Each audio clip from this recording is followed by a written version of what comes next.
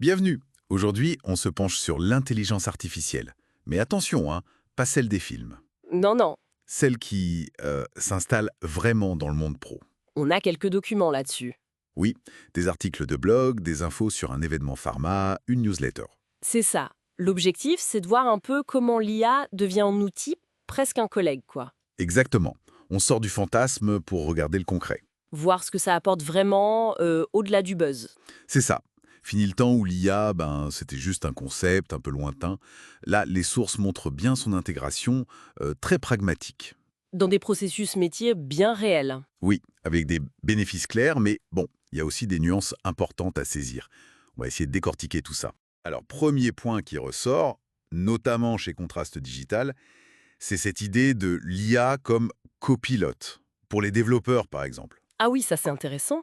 Pas un remplaçant, mais plutôt un super assistant si on veut, pour aider sur les tâches un peu lourdes, répétitives. Tout à fait. Suggérer du code, trouver des bugs plus vite. Ça a l'air bien, mais est-ce que ça suffit?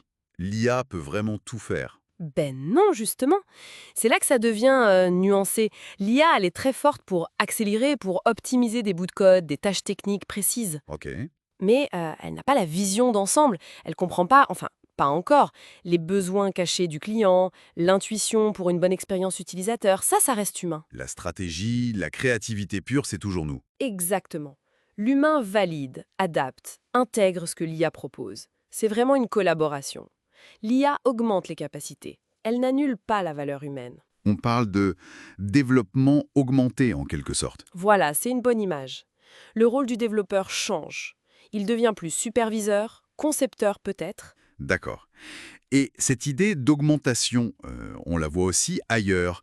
Par exemple avec Extrao pour la gestion des documents. Fini la saisie manuelle. Oui, c'est un exemple très concret.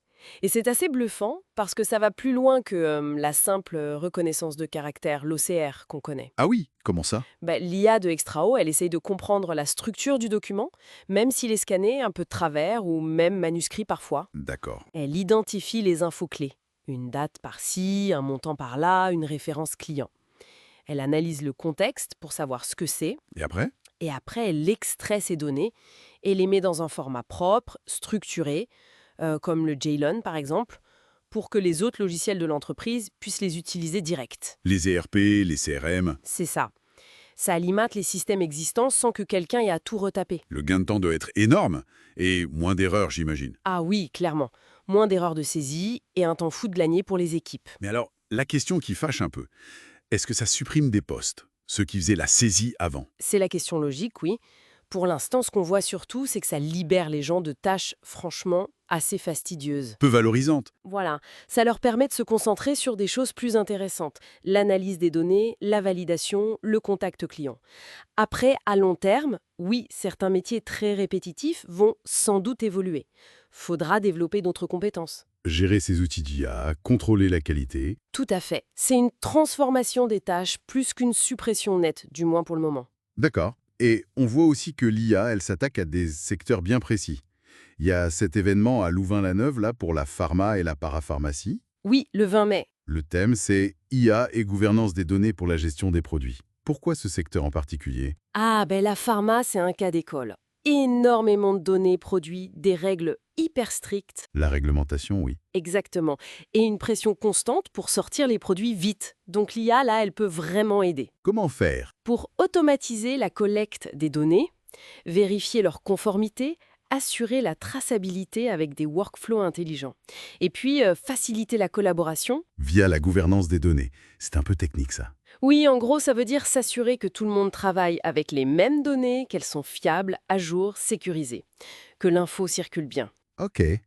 Donc des lancements produits plus rapides, moins de risques. C'est l'idée. Moins de risques d'erreurs qui peuvent coûter très cher dans ce secteur.